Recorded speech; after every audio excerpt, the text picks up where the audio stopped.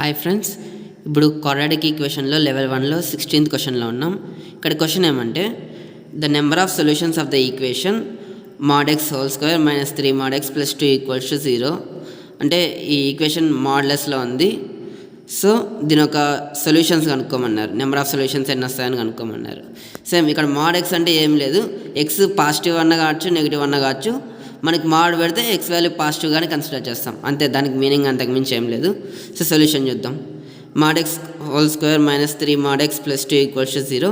దీన్ని స్ప్లిట్ చేస్తే మైనస్ 3xని minus mod x minus 2 mod x plus 2 equals to 0 ఇట్లా అవుతుంది.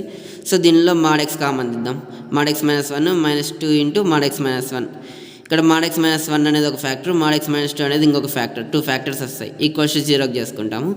mod x equals to 1, X equals to plus minus 1. X అనేది plus 1 అయినా కావచ్చు మైనస్ 1 అయినా కావచ్చు. మాడ్ పెట్టినప్పుడు మాత్రం ప్లస్ అని తీసుకుంటాం. సో దానికి ఇక్కడ mod x equals to plus minus 2. So మనకి నార్మల్గా 4 వచ్చినాయి సొల్యూషన్స్ అనేటివి. So the number of solutions are 4.